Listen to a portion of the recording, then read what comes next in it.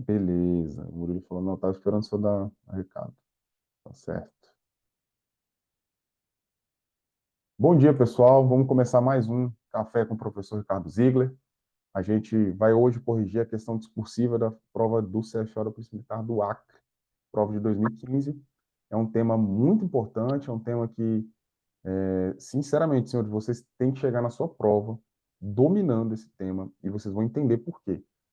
A gente vai não só corrigir a questão, certo? A questão não é tão difícil, são temas que provavelmente vocês já estudaram para uma prova objetiva, mas vamos fazer outros desdobramentos da questão, como sempre a gente faz. A gente sempre pega um tema e ele abrange ele da maior maneira possível, né, para vocês terem uma melhor experiência, aprender mais, certo? Então, vamos que vamos. Bom, então a questão era a seguinte, beleza? De acordo com os poderes administrativos, segundo o entendimento uníssono dos doutrinadores, discorra sobre o tema abordando os seguintes tópicos. Então, presta atenção. A gente não fez ainda, mas a gente vai fazer. Fica bem atento ao enunciado. Por exemplo, lá na nossa prova do CFO da PMDF de 2017, a gente vai corrigir essa prova aqui. Mas eu me lembro que a pergunta era sobre a jurisprudência do STM.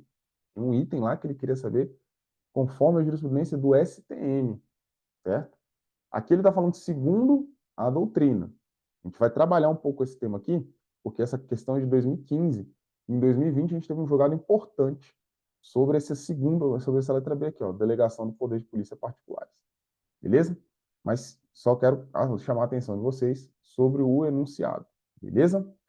Bom, e aí ele fala lá, o primeiro item, conceito e fundamento do poder de polícia.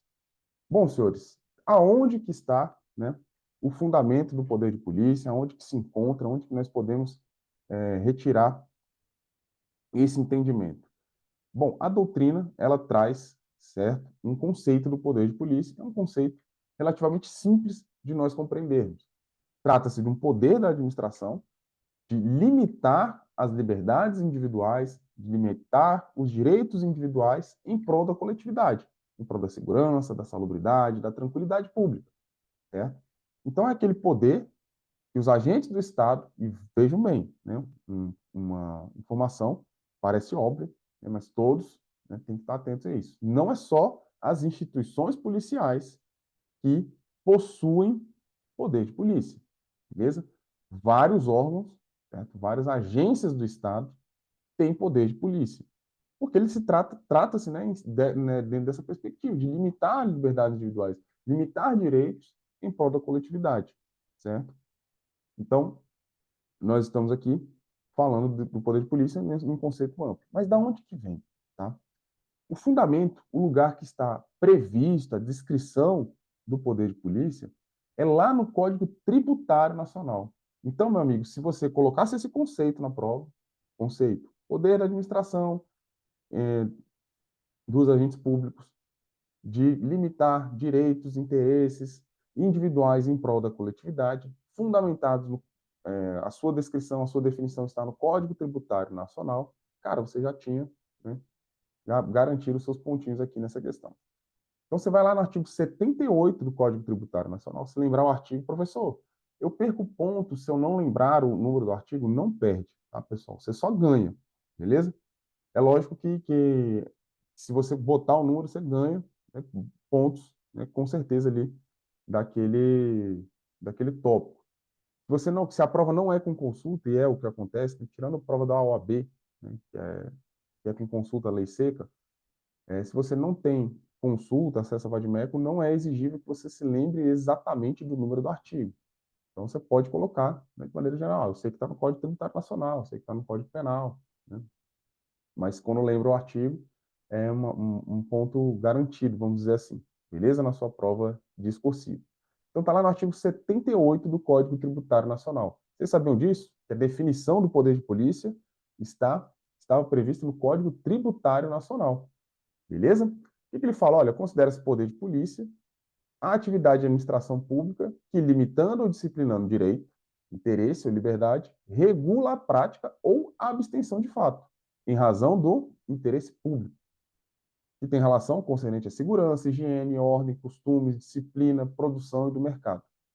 Exercício de atividades econômicas que dependem de concessão, autorização do poder público, a tranquilidade pública, o respeito à propriedade e aos direitos individuais e coletivos. Por que ele está no Código Tributário Nacional, pessoal? Só curiosidade, né? Tributário é uma matéria que definitivamente não cai, né, nas provas de oficial da polícia. Pelo menos não vem caindo, né? Eu acredito que mesmo com essa mudança de direito, também não vem cair. Porque ele está falando nesse capítulo sobre taxas, né? E a taxa é um tributo que tem como fato gerador o exercício do poder de polícia.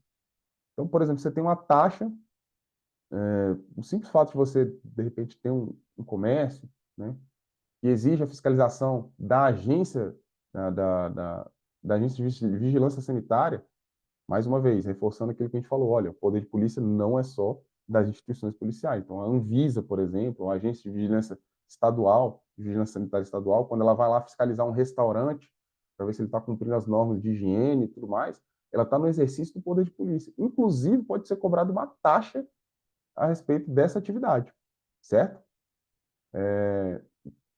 O que não se pode cobrar, por exemplo, e isso aí, né, não se pode cobrar uma taxa relativo ao exercício da segurança pública, né? Porque é, é uma atividade estatal que você não tem como individualizar. Né? A taxa não, é possível você individualizar. Agora, a segurança pública, uma taxa de limpeza pública, de uma maneira geral, também não é possível. Mas, enfim, isso é só curiosidade para quem estuda tributário, beleza? Então, ele está falando de taxa, e aí ele, ó, beleza, é no exercício do poder de polícia. Ok, mas você pode cobrar tributo em cima disso. Mas o que é o poder de polícia? Aí vem o artigo 78 e traz para a gente essa descrição, beleza? Que está aí na sua tela. O parágrafo único ele diz: considera-se o regular exercício de polícia quando desempenhado por um órgão competente nos limites da lei aplicável. Ou seja, isso, na verdade, é um preceito constitucional, senhores. Para ter uma limitação de direito, né, você tem que ter uma lei prevendo essa limitação, né? Então, qualquer limitação de direito individual tem que ter previsão em lei. É lógico, vai ter decretos, vão ter portarias, vão ter normas complementares que vão regulamentar uma lei que autoriza essa restrição da liberdade, ok? Com observância do processo legal e tratando-se de atividade que a lei tenha como discricionária, sem abuso ou desvio de poder.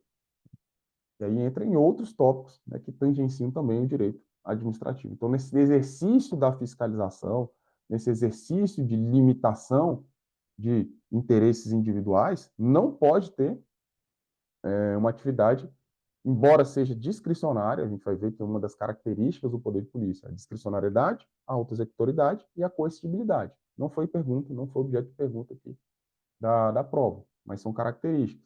Mas ela não pode ultrapassar os limites da lei. Certo? Então, por exemplo, vou dar um exemplo, né, de você no serviço do policiamento ostensivo.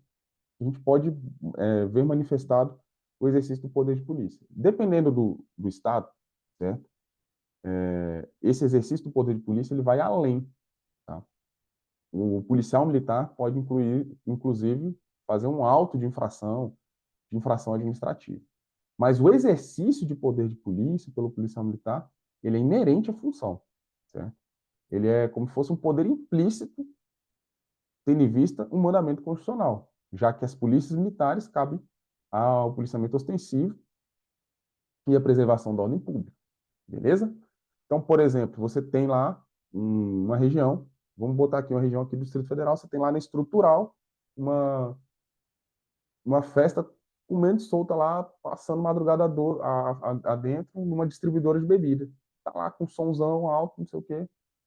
O policial militar ele pode ir lá e fechar aquele estabelecimento? Determinar o fechamento daquele estabelecimento? Depende. Vamos ver o alvará?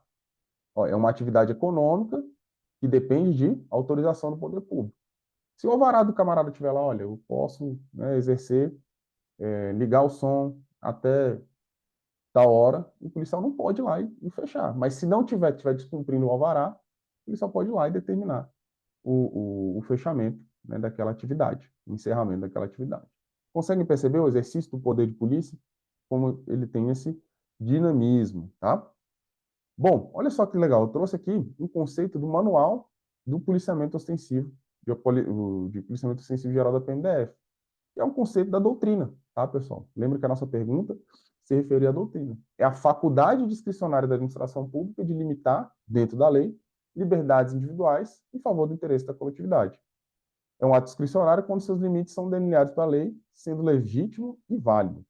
Ao contrário da discricionariedade, encontramos o arbítrio, que é toda ação fora da lei contra ela, com abuso ou desvio de poder. O ato arbitrário é ilegítimo e inválido. Senhores, isso aqui é muito importante na atividade policial. Além, né, de ser legal, além de estar amparado na legislação, a atuação policial militar ela tem que estar lastreada na legitimidade, certo? Tem que estar lastreada na legitimidade dos seus atos e isso tem muito a ver com o tema que a gente está falando. Tá? Eu vou dar um exemplo. Então, assim, como eu falei, a polícia militar ela pode exercer o poder de polícia, né, em prol da preservação da ordem pública. Mas, embora você tenha, né, essa prerrogativa, essa faculdade, vocês conseguem compreender que nem todas as violações, né, de ordem administrativa vão caber à polícia militar, né? Tem violações que podem ser até percebidas pelo policiamento ostensivo, mas não vai ser, vamos dizer assim, legítimo da polícia militar atuar. Vocês conseguem imaginar o policial militar, por exemplo, fiscalizando um quiosque para ver se as normas sanitárias estão sendo cumpridas, as normas de higiene? Vem lá na rodoviária, vamos ver aqui se o X-tudão aqui tá funcionando direito. Embora, né, está dentro da ideia da atuação do poder de polícia, não nos parece, pelo menos a mim, não nos parece legítimo que o policial militar faça essa atividade, até porque, enquanto ele está fazendo isso, ele está deixando de fazer uma atividade expressiva, que é o policiamento ostensivo, né? A preservação da segurança das pessoas que estão naquele local. Entende? Então, a legitimidade também é um fator muito importante na atividade, no exercício do poder de polícia. Beleza? Então, com isso, a gente respondeu o item 1. Tá? O item 1. Essa questão da legitimidade, eu estou indo um pouco mais a fundo para aqui. Mais uma vez. E no café, não pega a questão, certo? Eu podia pegar a questão aqui e botar uma resposta aqui do livro, do doutrinador. É isso, pessoal, item 1. Não, a gente sempre pega um tema, cara, e tenta lapidar ele o máximo possível, para que vocês acumulem o máximo de informação possível. Então, anotem as coisas, anotem as ideias, insights, porque, cara, se cair uma questão discursiva parecida, né, algum tema, você tem o quê? Ferramentas para escrever. Meu amigo, escrever, já falamos isso aqui, escrever, você tem que preencher seu life. Escreve melhor quem lê mais, quem obtém mais informação, certo? Então, se você tem poucas informações sobre um assunto, você vai escrever 2, 3 linhas. Se você tem muitas informações, cara, você vai, no seu rascunho ali, você vai optar, né, pela quantidade de argumentos que você pode colocar. Esse é um mundo ideal que eu espero que vocês atinjam, beleza? Tem muitos argumentos, muitas informações para que você consiga responder a sua prova discursiva, beleza? Pessoal, vamos lá. Vamos para o item 2. Item 2 aqui é sobre a possibilidade de delegação do poder de polícia aos particulares. Vamos lá. Pessoal, esse tema é muito importante. Tá?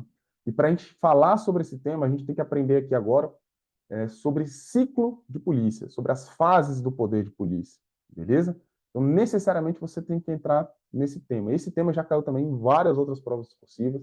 Né? Quais são os ciclos do poder de polícia? Quais são as fases do poder de polícia? Então, vamos falar primeiro sobre as fases e depois a gente fala dessa possibilidade de delegação do poder de polícia aos particulares.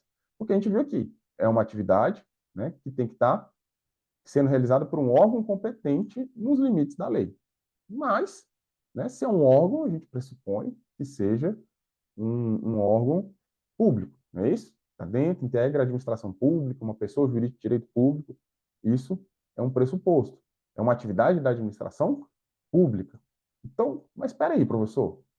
Aqueles pardais que medem a velocidade, não é um contrato de concessão, não é um contrato com uma empresa para realizar essa atividade? A empresa não é uma atividade, uma pessoa jurídica de direito privado? Isso é possível? Isso não é?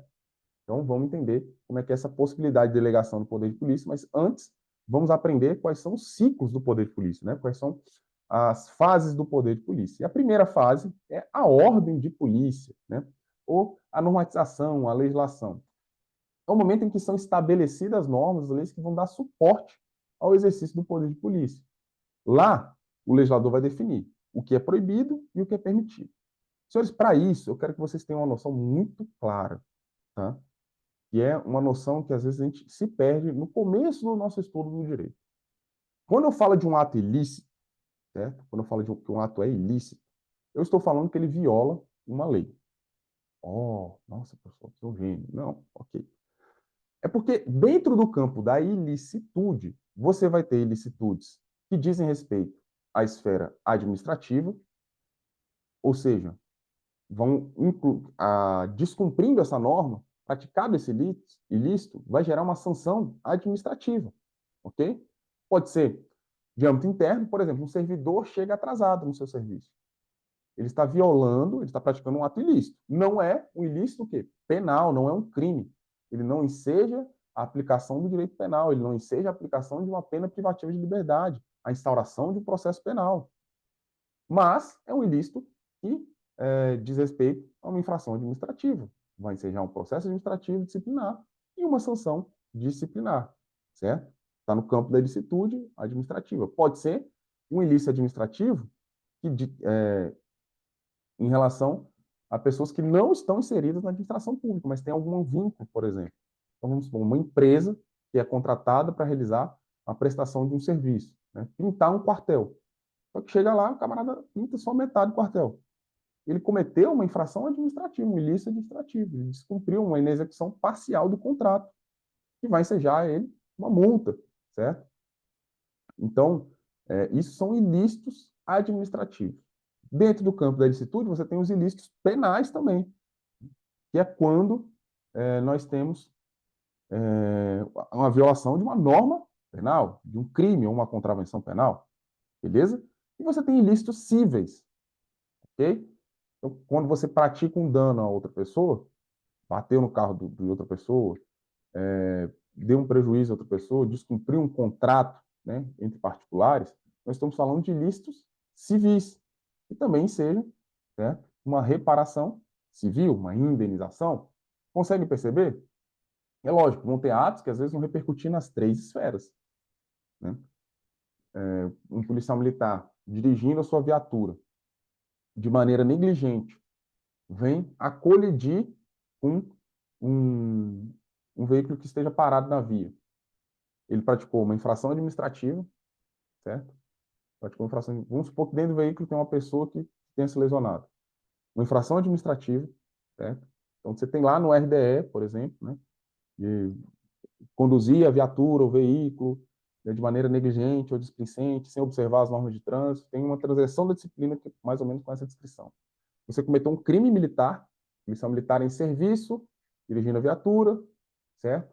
Pratica uma lesão corporal culposa contra um civil, artigo 9º do Código Penal Militar, inciso 2º, a linha C, perfeito? E você tem também um ilícito civil, vai ter a obrigação de reparar o dano. Lógico, primeiro, né, voltando àquelas lições do direito administrativo, primeiro, o Estado que vai ser o responsável, e depois ele ingressa com uma ação de regresso contra o policial. Então, no mesmo ato, você tem a repercussão de três esferas. Tudo isso para você, falar para vocês que a primeira fase do poder de polícia, do ciclo de polícia, é a normatização. São essas normas que são estabelecidas no âmbito administrativo. Tem que vir de uma lei, é lógico que outros regulamentos, né, eles vão regulamentar essa lei. Lá vão estar descritos quais são as atividades permitidas, quais são as condutas proibidas e quais são as possíveis sanções aplicadas no caso de descumprimento. Perfeito? Essa fase do poder de polícia, obviamente, ela não pode ser delegada ao particular. Concorda comigo? Eu não posso, né, delegar ao particular o poder normativo. Eu falo para ele, olha, meu amigo, empresa, cria aí para mim uma legislação, umas normas que podem ser proibidas. Não. Né? O que vem de lei, obviamente, tem que vir do poder público. Tranquilo? Agora, nós temos a segunda fase do poder de polícia, que é o consentimento. é quando os cidadãos precisam obter permissões, autorizações, licenças para desenvolver alguma atividade, para desenvolver alguma ação. Então, análise desses pedidos, certo? Verificar se está em conformidade, eventualmente pode ser delegado para o particular, ok? Então, uma atividade de poder público, por exemplo, quando você vai transferir o veículo, você tem ali, né, fazer uma vistoria no veículo, certo? Verificar se ele está em condições, certo, para ser transferido. Isso é uma atividade de consentimento delegada do poder público, tá? Então, a segunda fase do poder de polícia, a doutrina, né, é pacífica, uníssona, em dizer que há a possibilidade, sim, de delegar ao particular, uma pessoa jurídica de direito privado. E a fiscalização também. Tá? Tradicionalmente, consentimento e fiscalização eram as duas fases do poder de polícia que eram possíveis de ser delegados ao particular. A gente vai falar sobre a sanção, que foi um tema que chegou no STJ e foi decidido em 2020, ou seja, depois dessa prova. Beleza? Então, a fiscalização. Então, verificar se as normas estão sendo cumpridas, inspeções, monitoramento das ações para assegurar que as atividades, né, estão em conformidade. Toda essa atividade de fiscalização e do consentimento, elas podem ser delegadas ao particular. Então, pode ter uma empresa, lembra que a gente começou a pergunta? Tem a empresa que faz a captação das imagens ali dos carros que ultrapassam a velocidade da via, não é feita pelo Detran, não é o Detran, o DR, que instala aquele pardal. É uma empresa privada, certo? Tem um contrato com essas autarquias para que realizem essa fiscalização. E isso é plenamente possível, né? A doutrina já tinha falado sobre isso. E a sanção, professor? Né? Porque quando a pessoa, por exemplo, dirigir acima da velocidade da via, é uma infração administrativa, ok? Quando a pessoa descumpre a norma, né, ela vai sofrer uma sanção, uma multa, uma interdição de estabelecimento, uma apreensão de bens, entre outras medidas punitivas, perfeito? Quando ocorre esse fato, né, é só o poder público que atua? Senhores, tradicionalmente, era esse o entendimento da doutrina. Né? Somente o poder público podia emitir uma multa, interditar o estabelecimento, né, apreender bens, ok? Só que, em 2020, o STF enfrentou esse tema. Eles, ó, botei aqui ciclo de polícia, esses dois que estão em vermelho aí na sua tela, são os dois tradicionalmente que a doutrina admite a delegação particular. Na sua questão discursiva, explicou os ciclos de polícia, você não precisava nem discriminar tanto, né? Como a gente falou, olha, antes, como que nós responderíamos? Né? Antes de identificar quais são as atividades, né? O que pode ser delegado do poder de polícia aos particulares, devemos entender quais são as fases do poder de polícia, ou ciclos de polícia. O primeiro deles é a ordem de polícia, que é a normatização. E, evidentemente, este não pode ser delegado ao particular. Entretanto, o consentimento e a fiscalização podem ser delegados ao particular. Respondo isso aqui, né, o segundo posicionamento majoritário, posicionamento unânime da doutrina. Beleza? Consentimento e fiscalização. Aí, se fosse hoje a prova, você teria que citar, né, esse entendimento do STF de 2020. O que aconteceu? O BH Trans, né, era uma empresa que emitia, inclusive, as multas, certo, no município de Belo Horizonte. E aí veio os questionamentos. Mas peraí, ela está fazendo o ciclo de sanção do poder de polícia. Isso não é admitido, é admitido, não é admitido, não foi parar lá no STF. O que o STF decidiu? Olha só, é possível sim essa delegação do poder de polícia a uma pessoa jurídica de direito privado, ok? Desde que, aí vamos lá, se a pergunta for para sua prova, é possível a delegação do ciclo de sanção do poder de polícia, certo? Do ciclo de sanção do poder de polícia a um particular? Você vai responder sim, desde que seja por meio de lei, ou seja, tem que ter uma lei que autorize, essa pessoa tem que integrar a administração pública indireta e o capital social dela tem que ser majoritariamente público, então, por lei, integrar a administração pública com capital social majoritariamente público. O serviço que ela presta é exclusivamente público em regime não concorrencial, ou seja, não há outra empresa, né, que atue no mesmo ramo. Dentro toda essa circunstância, que é o caso da BH Trans, ok, é constitucional. Então, excepcionalmente, podemos dizer que o ciclo de sanção do poder de polícia ele pode ser delegado a particulares, a pessoas jurídicas de direito privado. Compreenderam? Opa, boa tarde, Lincoln, para cima. Beleza? Boa tarde, não, é bom dia, né? Tranquilo, pessoal? Então, para responder essa questão, nós teríamos que discriminar ali os ciclos do poder de polícia. Beleza? Mas aí, como a gente gosta, né? Como a gente gosta de aprofundar, como a gente gosta de trabalhar outros temas dentro dos temas das nossas questões discursivas, pergunto a vocês. Nós temos ali três atributos, né? Três características ali do poder de polícia que se manifestam no seu exercício. A discricionariedade, que a gente viu, inclusive, está discriminada no manual de policiamento extensivo geral da Polícia Militar. Ou seja, dentro dos limites da lei, certo? O agente público vai ter uma opção de atuar no poder de polícia, certo? No exercício do poder de polícia. A autoexecutoridade, o que é isso, pessoal? No exercício do poder de polícia, o agente estatal não precisa pedir permissão do Poder Judiciário para saber se ele pode atuar, ok? Então, a lei já autoriza ele a limitar direitos individuais sem necessidade de um mandado judicial, sem interferência do Poder Judiciário. Tranquilo? Então, quando o camarada vai lá, policial militar, meu irmão, teve um acidente de trânsito, vai lá e fecha uma via para desviar o trânsito e tudo mais, ele não tem que mandar oh, excelência, estou precisando aqui, né, de desviar o trânsito, o senhor autoriza? Não, é diferente, né, de algumas limitações de direitos individuais que existe a reserva de jurisdição, né? Ele não pode, por exemplo, fundamentar uma interceptação telefônica com base no poder de polícia. Por quê? Porque a própria Constituição fala, não, nesse caso aqui, né, para obter, conseguir esse meio de obtenção de prova, é necessária uma autorização judicial. Beleza? Mas o exercício do poder de polícia decorre a autoexecutoridade. Um dos atributos é a autoexecutoridade, que tem essa característica, né? Não precisa de autorização do poder judiciário.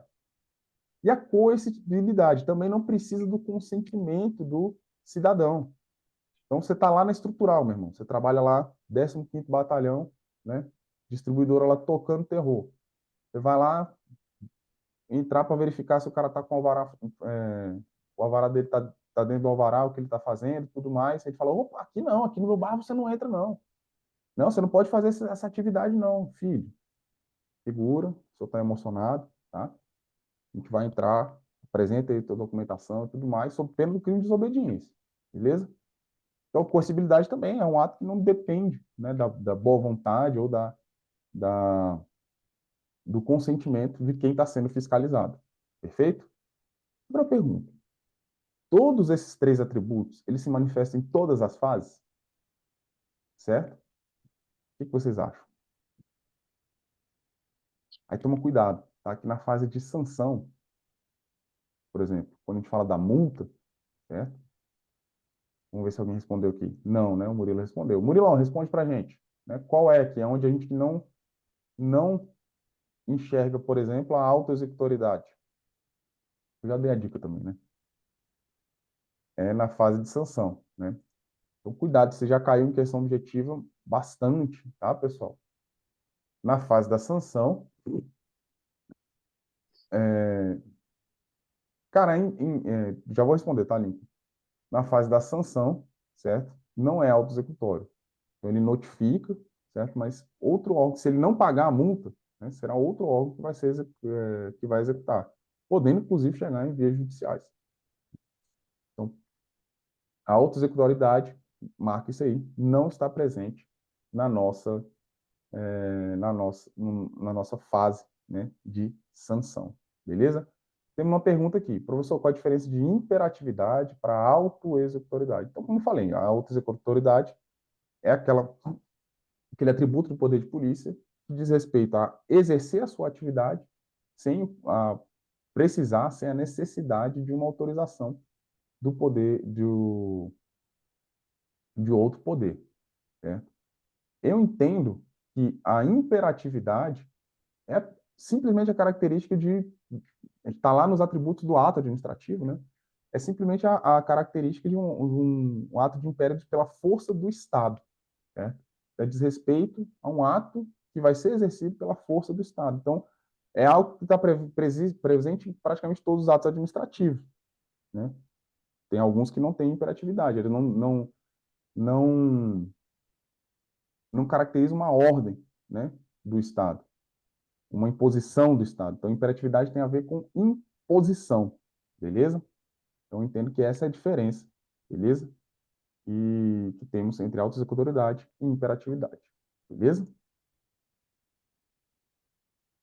Eu também entendo dessa forma. O Murilo falou, ó, eu acho que imperatividade tem um pouco mais, tem mais relação com coercitibilidade, né? Ou seja, não depende do consentimento, né, de quem está sendo fiscalizado a atuação do poder de polícia, beleza? Próxima pergunta aqui, pessoal. Próximo item da nossa prova. Diferença entre polícias administrativas e polícia judiciária. Mais um tema, meu irmão. Você vai fazer prova para carreira policial, tá fazendo prova para carreira de oficial. Você tem que saber, você tem que comer isso aqui com farinha, velho. Você não pode chegar na sua prova com dúvidas a respeito desse assunto, beleza? E a gente vai falar sobre alguns desdobramentos sobre isso. Entrou aqui no Instagram, né, um fera do direito administrativo, professor Ronaldo Paiva. Seja bem-vindo, meu amigo. Para quem quiser saber de direito administrativo de cabo a rabo, um nível de profundidade excelente, procure o nosso professor Ronaldo Paiva, certo? Todo dia ali no Instagram tem questão de direito administrativo. Camarada sensacional, um excelente professor. Vamos falar aqui, então, sobre o terceiro tópico da nossa questão. Diferença entre polícia administrativa e polícia judiciária. Beleza? Então, o que você deveria colocar, né, na sua prova sobre isso?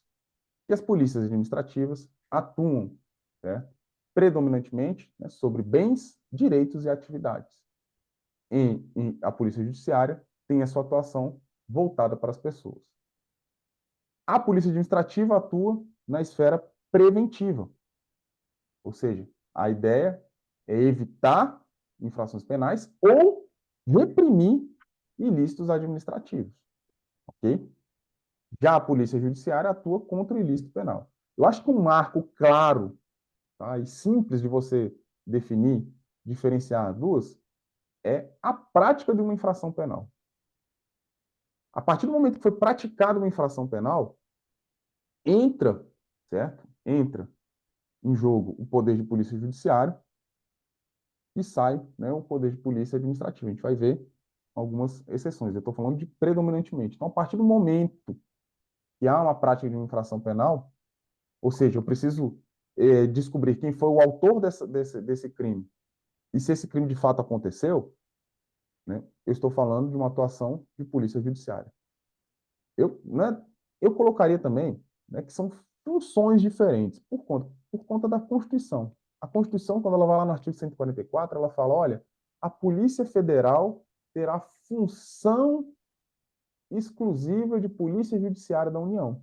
Exercerá com exclusividade a função de Polícia Judiciária da União. Por que eu estou falando isso? Porque, olha só, professor Ronaldo Paiva, se você estiver errado, você me corrige aí, cara.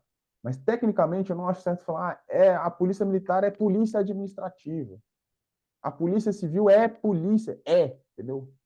Ela exerce função de polícia administrativa, ela exerce função, majoritariamente, de polícia judiciária, predominantemente de polícia administrativa. Por quê? Porque a gente vai ver, vamos conversar aqui,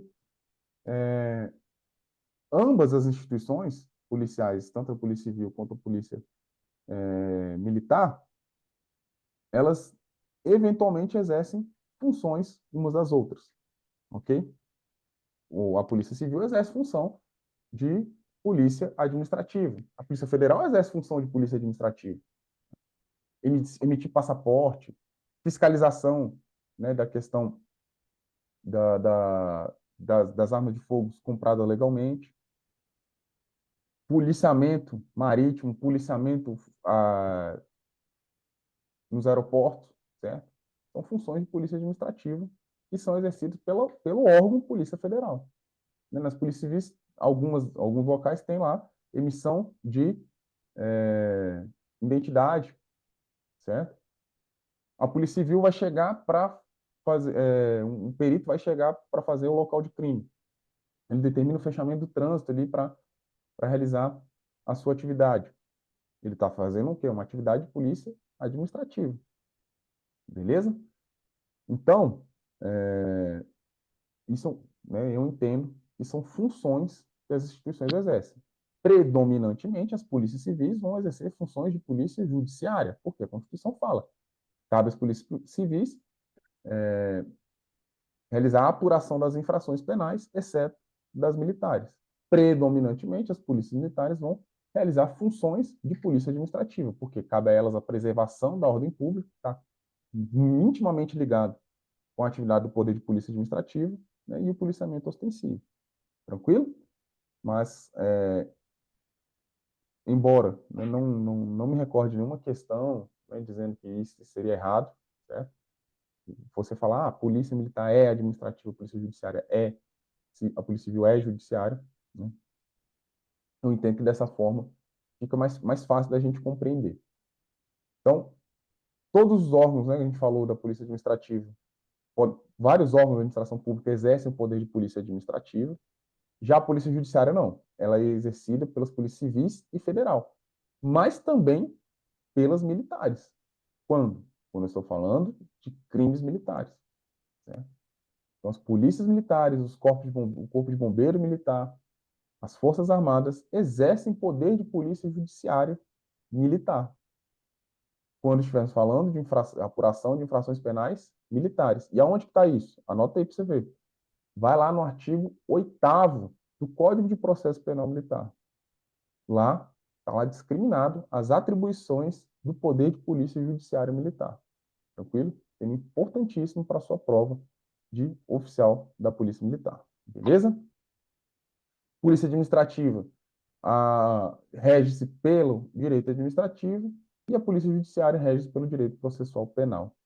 Então, feita essa distinção, certo, entre as funções de polícia administrativa e as funções de polícia judiciária, você gabaritava ali essa questão. Então, lembrar aqui, um marco de atuação, de uma atuação no âmbito de polícia administrativa e de polícia judiciária, é a presença ou não de uma infração penal.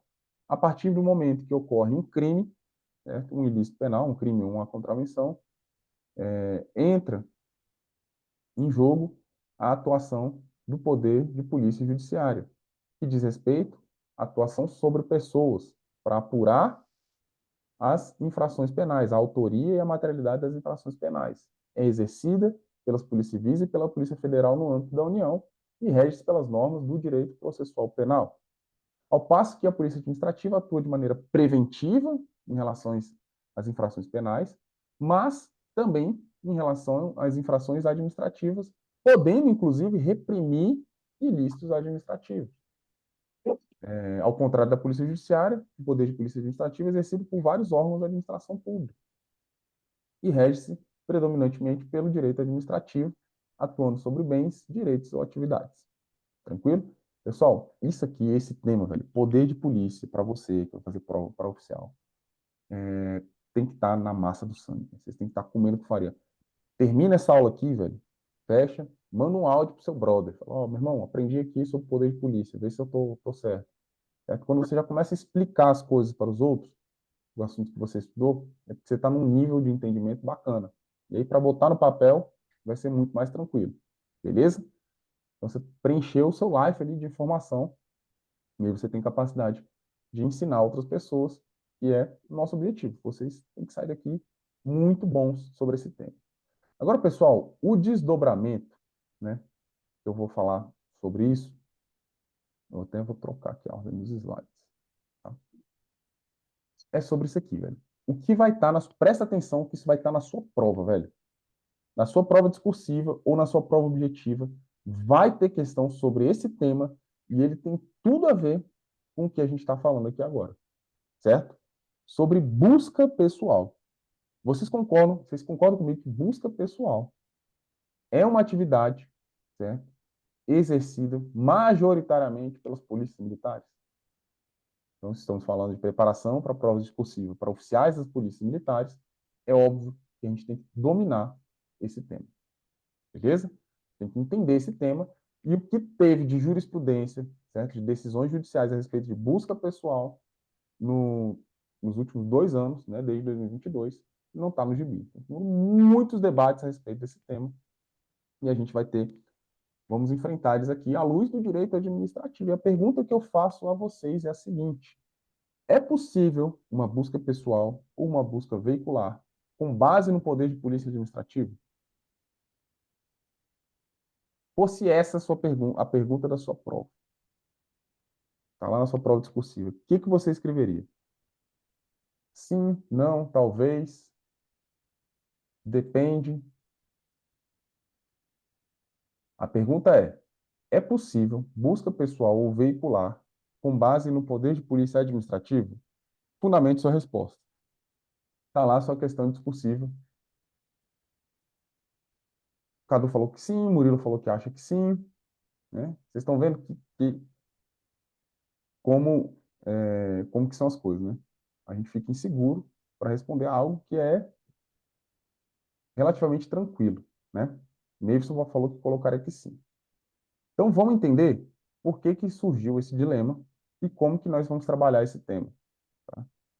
Então, isso aqui é um extrato de um relatório, certo? Produzido pelo juiz Ronaldo Roth para o secretário de Segurança Pública do Brasil todo, durante uma reunião que teve em meados de junho de 2022, logo após uma decisão da STJ, que falava o seguinte, que não era possível, que só existiria busca pessoal, certo? Só existiria busca pessoal no dentro do espectro do artigo 244 do Código de Processo Penal, certo? Só existiria busca pessoal com finalidade probatória, ou seja, não era baseado no poder de polícia, somente com base nas regras do Código de Processo Penal. Essa é a posição da sexta turma do STJ. Então, para responder essa pergunta aqui, é aquelas respostas do direito, né? Primeira coisa é falar, depende. Segundo a sexta turma do STJ, só existiria busca pessoal autorizada, só existiria busca pessoal fundamentada no Código de Processo Penal, ou seja, no exercício de poder de polícia judiciária. Essa é a posição da sexta turma. Que já foi, tá? Já está em diversos julgados no STF, certo? Que derrubaram esse entendimento, ok? Mas a gente vai trabalhar ele porque ele tem elementos importantes sobre esse assunto. Tá? É óbvio que não é só, né, com base no poder de polícia judiciário que se realiza a busca pessoal. Então, por exemplo, você vai entrar num estádio, né, você passa por uma revista pessoal, você não cometeu nenhum crime, você não está infundado suspeita, mas você vai sofrer, né, uma busca pessoal para verificar que você não está portando nenhum objeto, né, que possa comprometer a segurança daquele local. Você vai para uma manifestação, você para ali, são retirados pertences, qualquer objeto que possa lesionar outras pessoas. Essa busca pessoal que está sendo realizada, ela não é baseada no poder de polícia judiciária. Você não está infundada suspeita para sofrer aquela busca pessoal, ok? Você está sofrendo, você está tendo esse procedimento com base no poder de polícia administrativo, ou seja, uma limitação da sua liberdade individual, certo? Da sua intimidade ali, né? Em prol da coletividade, em prol da segurança, ok? É de caráter preventivo, perfeito? Aeroporto, cara, volta e meia dá uma polêmica disso aí, né? O camarada foi selecionado para busca pessoal do aeroporto. Né? Então, é aleatório, né? O sistema é aleatório, selecionar uma pessoa que ela vai passar por uma busca pessoal. Aí, essa busca pessoal não tem nada de fundada suspeita, cara. É um sistema do aeroporto lá, e é legítimo, é legal, é lícito, com base no poder de polícia administrativa. Perfeito? Então, nem toda busca pessoal se fundamenta com base no poder de polícia judiciária, com base nas normas do Código de Processo Penal. Né? Essa é uma posição que contraria a posição do STJ. Okay? Então, numa prova discursiva, você tem que citar os dois. Segundo o STJ, sexta turma do STJ, entende que a busca pessoal tem que estar fundamentada nos parâmetros do Código de Processo Penal, na fundada suspeita. Entretanto, nem toda busca pessoal ou veicular é realizada com base pode ser realizada também com base no poder de polícia administrativa, com base no poder preventivo. Então, o juiz Ronaldo Roth, certo? Ele escreveu esse relatório, teve uma reunião, tá? Vocês não estão entendendo o que foi. Parece que faz pouco tempo, né? Mas foi um marco absurdo, né, nas polícias militares essa decisão. Essa decisão do STJ gerou uma insegurança jurídica tremenda em todos os polícias militares do Brasil. Por quê? Ué, mas como assim? Então, o PM não pode fazer mais busca pessoal, né, com base no poder preventivo? A Constituição fala que a função da Polícia Militar é preservação, policiamento ostensivo, atividade preventiva. Aí a decisão do STJ fala, não, não pode. É isso? Então, começou a abrir uma série de debates a respeito desse tema. Então, enquanto a atividade preventiva da polícia se faz com base no poder de polícia, baseado no poder administrativo, a atividade de polícia investigativa se faz com base no direito do processo penal. Então, não se pode confundir atitude suspeita, que é o que basta para realizar uma busca pessoal, é o que basta, geralmente, para a polícia parar um veículo, fazer uma abordagem, certo? Pedir documentos, por exemplo, e se você eventualmente descobrir que ele está portando munição, droga ou um documento falso, aí ele é preso em flagrante, ok? Então essa, né, é uma posição que contraria a posição da sexta turma do STJ, beleza? Você tem alguns julgados que eu trouxe para vocês aqui, até mais antigos, né, que falavam primeiro, olha, toma cuidado, que essa busca pessoal não pode ser realizada, por exemplo, por agentes de segurança privada. Tá? Essa é uma posição do STJ. Então, camarada de segurança do metrô, o camarada estava de ambulante, foi entrar, eles resolveram fazer uma busca pessoal no ambulante, acharam 2 quilos de maconha lá. O STJ entendeu essa prova ilícita. Beleza?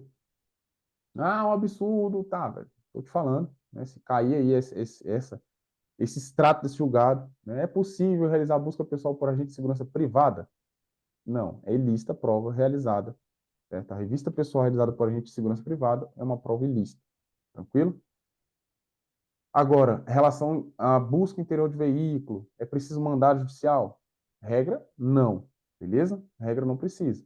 A não ser que quando ele utilize o veículo como moradia. É o caso do cabine de caminhão, de quando é a moradia do camarada, né? Um trailer, um bar, aí sim precisa de um mandado judicial.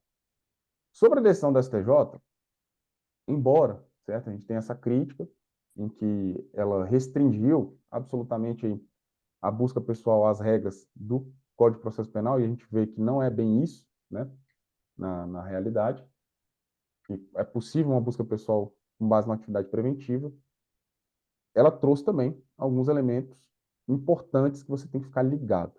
Né? Já caiu em prova objetivo. O que vai estar errado, velho, na sua prova? Ok, eu posso fazer com base no poder de polícia administrativo. Tá, mas lembra lá no começo que a gente falou? Tem que ser um ato legítimo, tem que estar amparado, né? Tem que estar amparado dentro dos limites da atuação legal. Então, você não pode fazer uma busca pessoal por mero capricho pessoal. Você não pode fazer uma busca pessoal somente para constranger, humilhar uma pessoa ou para querer prejudicar alguém. Ela tem que ter um fundamento legítimo, ok? E se for uma busca pessoal, né, que também ocorre no exercício da atividade policial militar, então, por exemplo, você está patrulhando, né, recebe um chamado, olha, acabou de acontecer um roubo, né, de um celular na parada de ônibus. O camarada estava com camisa do Flamengo, short preto. É isso? Né? Tô brincando, né, pessoal? Pode ser do Corinthians também, né? Pode ser do Corinthians também, né? Enfim, o camarada estava lá com camisa de time e acabou de roubar um celular, certo? O que acontece? As buscas pessoais que você vai realizar com base nessa informação, certo? São buscas pessoais dentro do exercício da atividade de polícia, majoritariamente judiciária. Ué, como assim? Mas eu sou polícia militar. Lembra que eu falei? São funções que predominantemente são exercidas pelas polícias civis, mas as polícias militares também exercem, que é a repressão imediata de infrações penais. Essa sim é uma busca pessoal que você tem que estar amparada com base no Código de Processo Penal, porque o crime já ocorreu, ok? É diferente daquela busca pessoal que você está patrulhando, um lugar de alta incidência de tráfico de drogas. Você verifica 2 indivíduos, né? Um aparentemente passando uma coisa para o outro. Na hora que a viatura se aproxima, eles correm. Aí você vai, aborda e realiza uma busca pessoal nesse sujeito. Beleza? Aí você tem o quê? Uma fundada suspeita que está ocorrendo um crime.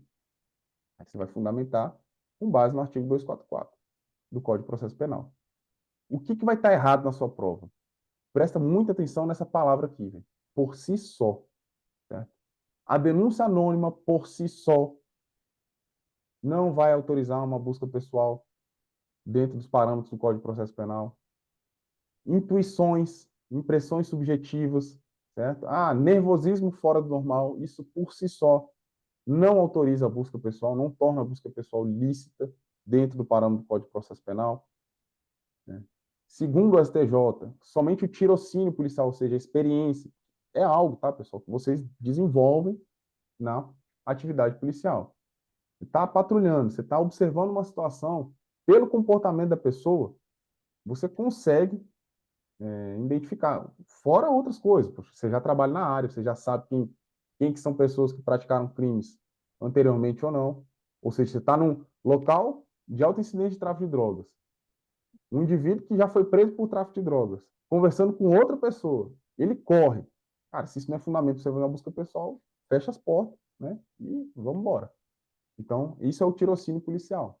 O que vai estar errado na sua prova, véio, é o exclusivamente, é o unicamente, é o por si só. Tá? Então, toma cuidado. Essas expressões tornam essas buscas pessoais ilícitas. Beleza? É isso que você tem que ficar ligado. Essas palavras-chave. Por si só, exclusivamente, unicamente. Né? Mas um conjunto de fatores, ele fundamenta, sim, a busca pessoal. Por isso que é muito importante, né, vocês serão oficiais em breve, né, que vocês também orientem os policiais militares, né, a fundamentar melhor as ocorrências, né, tanto nos seus relatórios quanto nas audiências de instrução. Você prendeu alguém flagrante, você vai ser chamado, né, pelo juiz para prestar depoimento. Aí você chega lá na cara do juiz e fala para ele: juiz, por que você abordou? Não, porque ele estava nervoso.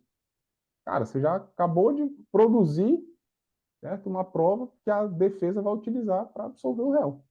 Ele vai pegar essa decisão do STJ e vai ficar lá insistindo até chegar no recurso especial. Não são todos que chegam, mas agora não. Se você fundamentar juridicamente por que você realizou aquela abordagem,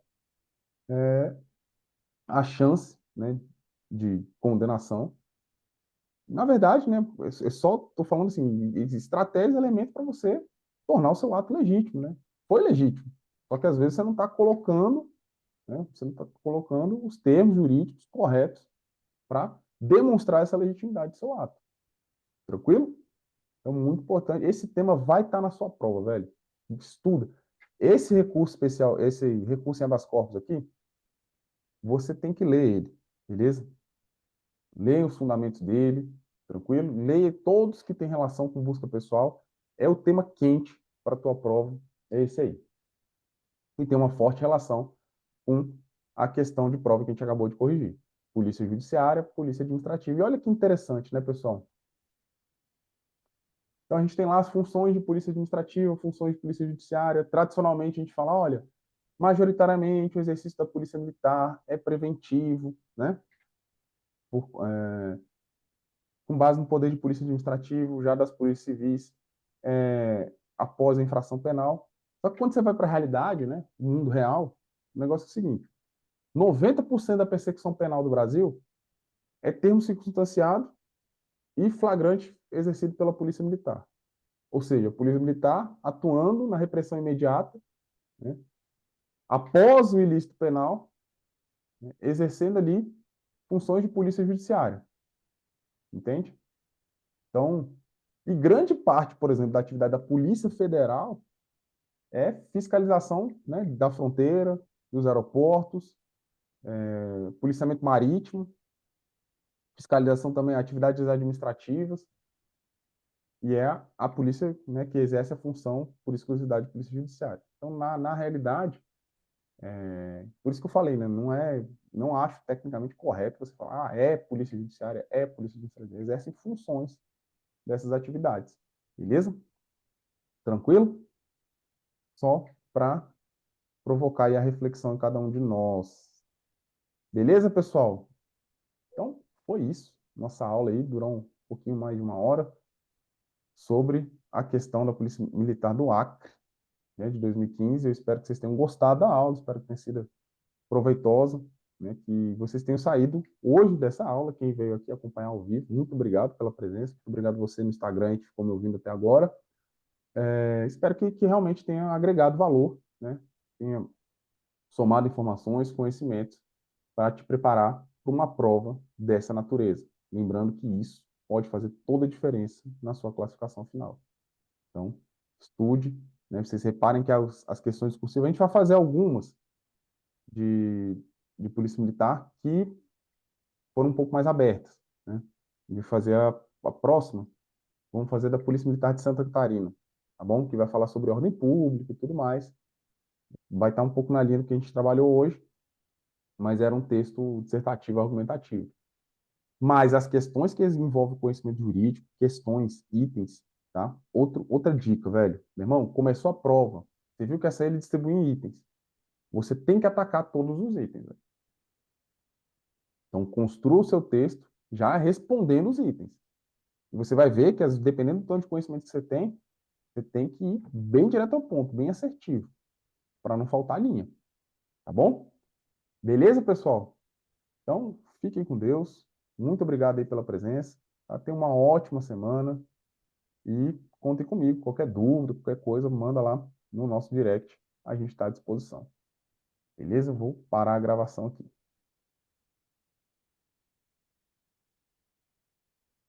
Valeu, valeu, Neilson, Léo. Mil total. Falou, galera.